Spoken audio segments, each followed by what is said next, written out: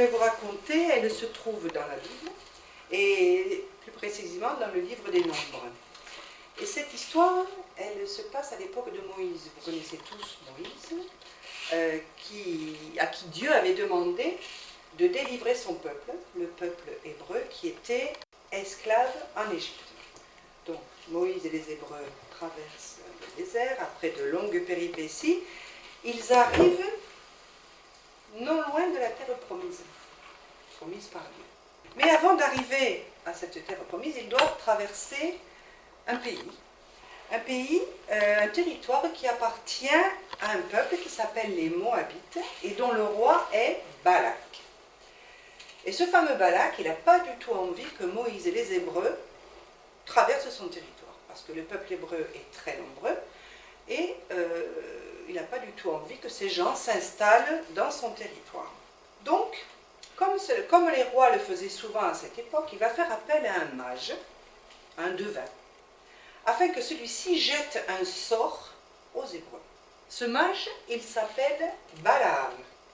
Alors, il n'habite pas dans le territoire, il habite loin plutôt il habite loin du roi Balak, et donc il a une longue route à faire pour arriver jusque chez le roi Balak.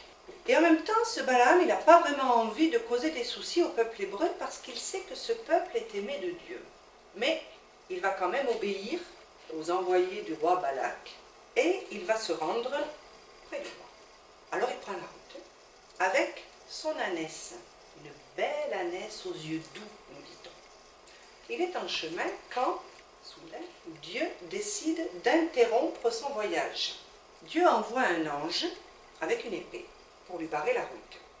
L'ânesse voit l'ange et donc elle fait un détour, elle quitte la route, elle fait un détour pour éviter cet ange. Balaam, lui, qui n'a rien, il se met en colère après son ânesse parce qu'elle a quitté la route, elle lui fait faire des kilomètres en plus, et alors il se met à la taper, son ânesse, il la bat, afin qu'elle regagne la route. Gagne la route.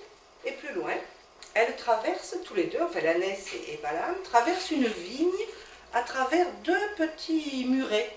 Donc les voilà entre ces deux murets, et tout d'un coup, que voit l'ânesse? L'ange qui apparaît à nouveau. Alors, pour éviter l'ange, qu'est-ce qu'elle fait l'ânesse? Elle rase un mur. Mais elle le rase tellement que ça coince le pied de Balaam contre le mur. Alors vous pensez bien que Balaam, il n'est pas content. Et il se met à taper à nouveau sur cette pauvre bête. L'ange dépasse Balaam et son ânesse et il se va dans un passage très très très étroit. Et il se plante là. L'ânesse arrive, elle doit être inquiète parce qu'elle se dit qu'est-ce que je vais... Elle le voit, mais là pour le coup elle n'a aucun moyen de passer, ni à droite ni à gauche. Alors qu'est-ce qu'elle fait l'ânesse? Elle se couche. Elle se couche, elle s'arrête, elle se couche par terre. Vous imaginez Balaam comme il est content.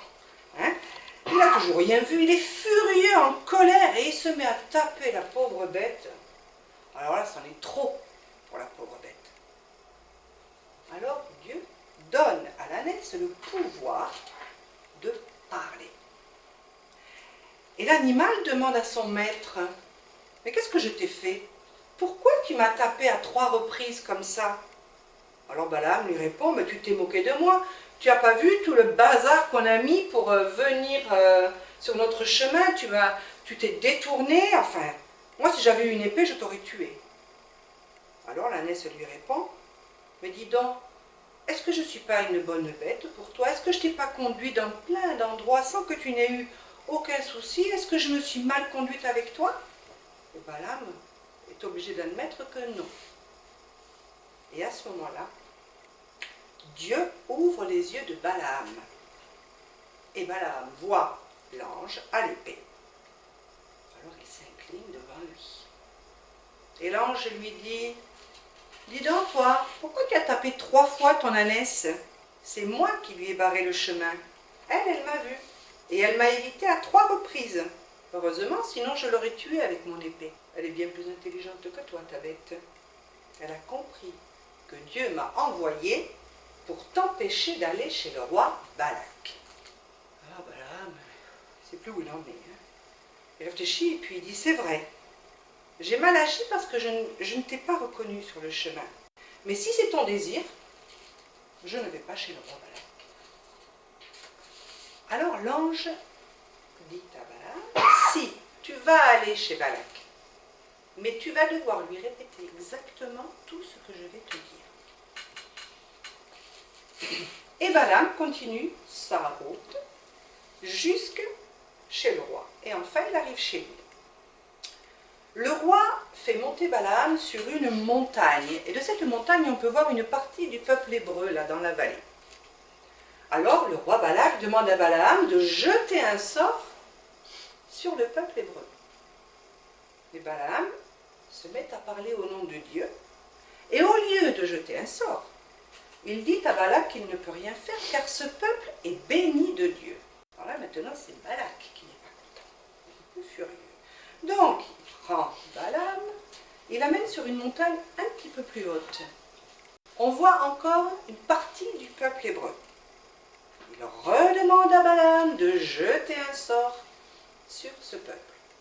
Et, bien entendu, Balaam refuse en disant non, non, non, non, non, ce peuple est l'élu de Dieu.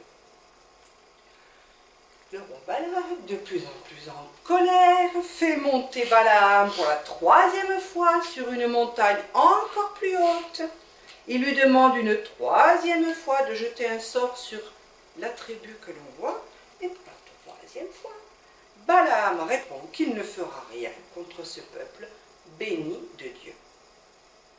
Alors là, le roi Balak, il n'en peut plus, hein, il est en colère. Hein.